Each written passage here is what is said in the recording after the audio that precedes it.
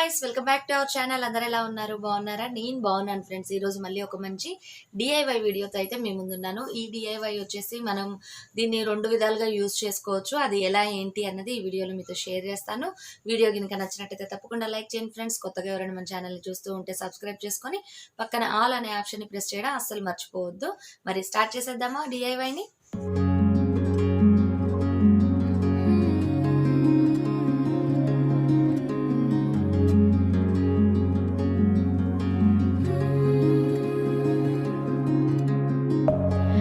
Within, here we go, but somehow I'm caught in the middle.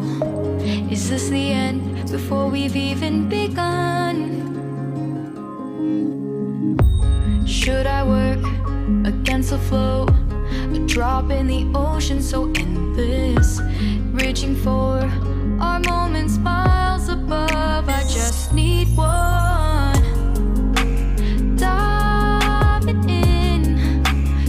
ఈ DIY చేయడానికి ఇక్కడ ముందుగా నేను ఒక కార్డ్బోర్డుని తీసుకున్నాను. ఈ కార్డ్బోర్డ్ కొంచెం మందంగా ఉండాలి. అలానే ఇక్కడ నేను ప్లాస్టిక్ స్పూన్స్ తీసుకున్నాను. ఇవి కూడా జంబో సైజ్ అండి. పెద్ద సైజు అయితేనే మనకి పెటల్స్ అనేవి మంచిగా కనిపిస్తాయి. అవి వచ్చేసి 100 రూపీస్కి 100 స్పూన్స్ అనమాట. నెక్స్ట్ ఇక్కడ నేను ఒక బౌల్ తీసుకున్నాను. మనం ఎంత సైజ్ అయితే మనం బౌల్ అనేది పెట్టాలనుకుంటున్నామో ఆ బౌల్ని తీసుకోవాలి మీరు. అంటే నేను ఇందులో మీకు 2 వెరైటీస్ చూపించాను కదా. మీరు వాల్ హ్యాంగింగ్ లాగా చేసుకోవాలంటే మీరు మీకు నచ్చిన సైజ్ అనేది తీసుకోవచ్చు. మీరు అలా కాకుండా సెంటర్ పీస్ లాగా పెట్టుకోవాలి అని అంటే ఒక బౌల్ తీసుకుంటారు కదా, ఆ బౌల్ ప్రకారం మీరు సర్కిల్ అనేది డ్రా చేసుకోవాలి దాన్ని బోర్లా వేసి. ఆ తర్వాత మళ్ళీ మనం పైన నుంచి ఎడిషనల్గా మళ్ళీ 2 ఇంచెస్తో ఈ విధంగా వీడియోలో చూపిస్తున్నా చూడండి. అంటే ఎడిషనల్గా అంటే ఇంకా కొంచెం ఎక్స్ట్రాగా మనం కార్డ్బోర్డ్ని కట్ చేసుకోవాలి 2 ఇంచెస్తో. మనం ఎక్స్ట్రా సర్కిల్ గీసాం కదా, దాని ప్రకారం కట్ చేసుకోవాలి. నేను ఇలాంటివి 2 పీసెస్ అయితే కట్ చేశాను. ఎందుకంటే మనకి ఎక్స్ట్రా అంటే కొంచెం మందంగా ఉండడానికి నేను ఒకదాని మీద ఒకటి ఈ విధంగా గ్లూగన్తో స్టిక్ చేసేసాను. మీరు ఈ విధంగా గ్లూగన్ కాకపోయినా ఫెవికాల్తోనైనా సరే స్టిక్ చేసుకోవచ్చు. అలానే నేను ఈ ఎడ్జెస్ అంతా కూడా అంటే మనకి చుట్టూ ఎడ్జెస్ ఉన్నాయి కదా, ఆ ఫినిషింగ్ అంతా నీట్గా రావడానికి నేను ఒక సైడ్ నుంచి ఈ విధంగా ఫెవికాల్ని అంటించాను. తర్వాత ఇక్కడ నేను పేపర్తో నేను ఇక్కడ మొత్తం స్టిక్ చేస్తున్నాను. మీరు అలా కాకుండా మీరు పేపర్ టేప్ ఉంటుంది కదా, దాంతోనైనా సరే మీరు ఫినిషింగ్ నీట్గా రావడానికి చుట్టూ కూడా స్టిక్ చేసుకోవచ్చు. చూసారు కదా, ఇది బ్యాక్ సైడ్ వచ్చేస్తుంది అనమాట. మనకి ఫ్రంట్ ఏమీ కూడా కనిపించదు, బ్యాక్ సైడ్ కూడా కొంచెం నీట్గానే ఉంటుంది. ఈ విధంగా మనం సర్కిల్ లాగా కట్ చేయాలి కాబట్టి స్టిక్ చేయాలి కాబట్టి నేను పేపర్ పీసెస్ని ఇక్కడ వీడియోలో చూడండి కొంచెం కొంచెంగా పీసెస్ లాగా కట్ చేసి ఈ విధంగా స్టిక్ చేసేసాను. ఇలా స్టిక్ చేయడానికి మీరు ఫెవికాల్ని యూజ్ చేయొచ్చు. అలానే మీరు మీ దగ్గర హార్డ్ గ్లూ గన్ కనుక లేకపోతే మీరు ఫెవి బాండ్ కానీ లేదు అంటే సూపర్ గ్లూ అని 555 అని ఉంటుంది, అదైనా సరే యూజ్ చేసుకోవచ్చు. లేదంటే ఫెవి స్టిక్ ఉంటుంది అంటే ఫెవిక్విక్ అయినా సరే యూజ్ చేసుకోవచ్చు. ఆ సూపర్ గ్లూ అనేది కూడా ఫెవిక్విక్కేనండి, కాకపోతే కొంచెం పెద్దగా వస్తుందన్నమాట, అది త్వరగా అతుక్కుంటుంది. నెక్స్ట్ ఇక్కడ బ్యాక్ సైడ్ కూడా నేను ఫినిషింగ్ నీట్గా లేదు కాబట్టి మళ్ళీ ఒక పేపర్ని ఈ విధంగా స్టిక్ చేశాను సర్కిల్ లాగా కట్ చేసుకొని. ఇదంతా కూడా మనకి బ్యాక్ సైడ్ వస్తుందన్నమాట, అందుకని మనం దీనికి పెయింట్ వేసుకోకపోయినా పర్వాలేదు. నెక్స్ట్ ఇదంతా కూడా మనకి ఫ్రంట్ వస్తుంది. దీనికి మళ్ళీ మనం అడిషనల్గా పేపర్ ఏమి అంటించాల్సిన పని లేదు, పెటల్స్ అంటించేస్తాం కాబట్టి. నెక్స్ట్ వచ్చేసి ఇక్కడ స్పూన్స్ ఉన్నాయి కదా, వీటన్నిటిని కూడా ఈ విధంగా వీడియోలో చూస్తున్నట్టుగా కొంచెం పార్ట్ వదిలేసి కట్ చేసుకోవాలి.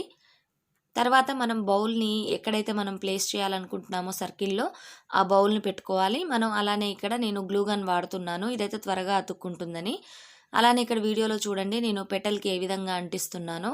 అంటే పెటల్కి మనం ఎడ్జ్ వైపు కాకుండా మనకి ఎక్కడైతే స్టిక్ చేయాలనుకుంటున్నామో అంటే ఒక బేస్ లాగా ఉంటుంది కదా, అక్కడ మాత్రమే మీరు గ్లూ అంటించాలి. ఇక్కడ వీడియోలో చూడండి ఎడ్జ్కి అంటిస్తున్నా నేను. ఈ విధంగా మనం ఒక రోలో ఒక లైన్ లాగా అంటే ఒక చుట్టూ సర్కిల్ లాగా కూడా మనం స్టిక్ చేసుకోవాలి. వీడియోలో చూడండి నేను గమ్ ఎక్కడ అంటించానో ఆ విధంగా అంటిస్తూ మీరు ఈ విధంగా కొంచెం గ్యాప్ ఉంచుతూ అంటే మరీ దగ్గర కాకుండా కొద్దిగా గ్యాప్ వదులుతూ మీరు ఈ విధంగా మొత్తం ఒక లైన్ లాగా ఒక సర్కిల్ లాగా మీరు స్టిక్ చేసుకోవాలి మొత్తం ఈ స్పూన్స్ని.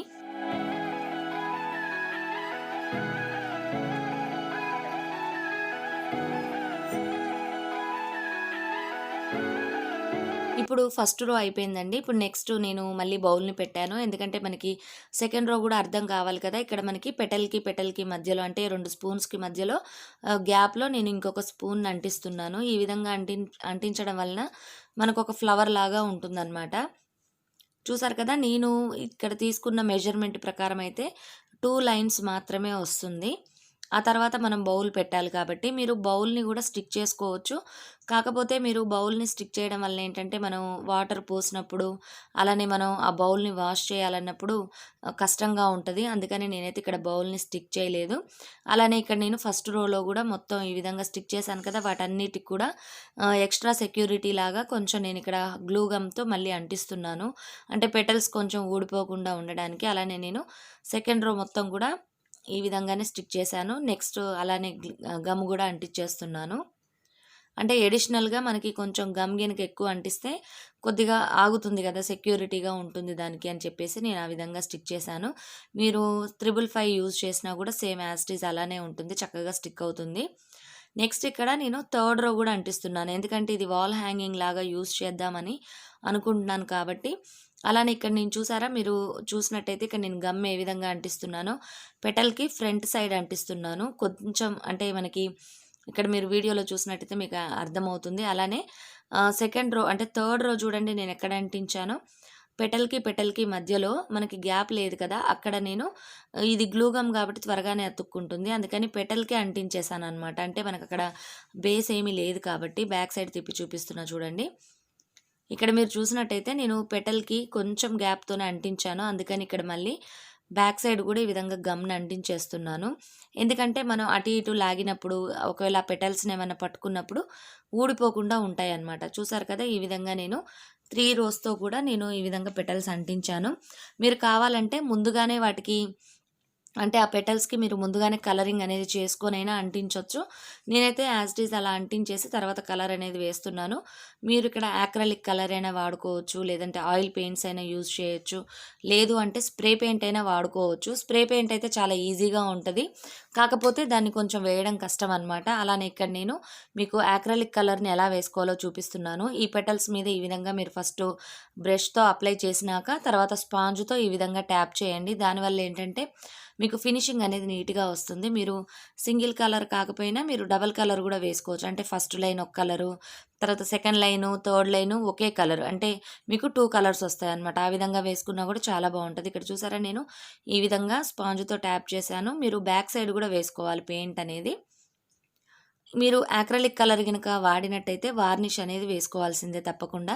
లేదు అంటే మీరు క్లీనింగ్ గినక చేసినప్పుడు అది కంప్లీట్‌గా అంటే కలర్ అనేది పోతుంది. ఇక్కడ నేనైతే స్ప్రే పెయింట్ వేద్దామని చెప్పేసి గ్లౌజెస్ వేసుకున్నాను.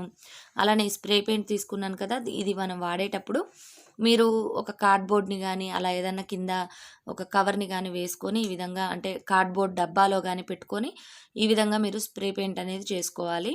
ఈ స్ప్రే పెయింట్ చేసేటప్పుడు దాన్ని బాగా షేక్ చేయండి. ఆ తర్వాత మీరు ఒకే లైన్‌లో స్ప్రే చేయాలనమాట. కాకపోతే నేను చేసిన ఈ స్ప్రే పెయింట్ అయితే అంత బాగోలేదండి కంపెనీ ఈ బ్లాక్ కలర్‌ది. మీరు ఇలా కాకుండా ఇంకా కొంచెం కాస్ట్‌లీది తీసుకోండి. 200 అబోవ్ ఉండేదైతే చాలా బావుంటుంది. ఒక కోటింగ్‌తో అయితే మీకు కలర్ అనేది పర్ఫెక్ట్‌గా రాదు. 2 కోట్స్ అనేది వేసుకోవాలి. అలానే మనం బౌల్‌కి గూడా స్ప్రే పెయింట్ అనేది చేయాలి. ఈ స్ప్రే పెయింట్ అనేది ఆరడానికి మీకు దాదాపుగా 2 అవర్స్ అలా పడుతుంది. మీరు ఎండలో ఉంచినట్టయితే 2 అవర్స్‌లో ఆరిపోతుంది. లేదంటే మాత్రం కొంచెం టైం పడుతుంది. చూసారు కదా! ఈ విధంగా మనం వాటర్ పోసి పెట్టుకున్నా కూడా పెయింట్ అనేది పోదనమాట. మీరు స్ప్రే పెయింట్ గనుక వాడినట్టయితే. అలానే మనం దీన్ని 2 విధాలుగా యూజ్ చేసుకోవాలి అని చెప్పాను కదండీ! అలా చేసుకోవాలి అనుకుంటే మీరు ఆ మధ్యలో ఉన్న గ్యాప్‌ని అలానే వదిలేసేయొచ్చు. ఇప్పుడు నేను ఉంచినట్టుగా. అలా కాకుండా మీరు ఓన్లీ వాల్ డెకర్ లాగానే ఉంచుకోవాలి అని అనుకుంటే మీరు ఆ గ్యాప్‌లో కూడా మొత్తం పెటల్స్ ఫిల్ చేసుకోవచ్చు. లేదు అంటే ఏదైనా కలర్ పేపర్ స్టిక్ చేసుకోవచ్చు. లేదు అంటే ఏదైనా మిర్రర్ అయినా సరే స్టిక్ చేయొచ్చు. అలానే ఇక్కడ నేను వాల్‌కి హ్యాంగ్ చేద్దాం అనుకున్నాను కదా! అందుకని ఇక్కడ నేను ఒక థ్రెడ్‌ని ఈ విధంగా స్టిక్ చేశాను. అలానే నేను దీన్ని మల్టీపర్పస్‌గా వాడదామనే ఉద్దేశంతోనే నేనిక్కడ మధ్యలో అయితే ఏ పేపర్ గానీ ఏమీ స్టిక్ చేయలేదు. నేను యాజ్ ఇట్ ఈజ్ ఈ విధంగా 2 విధాలుగా యూజ్ చేద్దామని చెప్పేసి ఇలా ఉంచాను.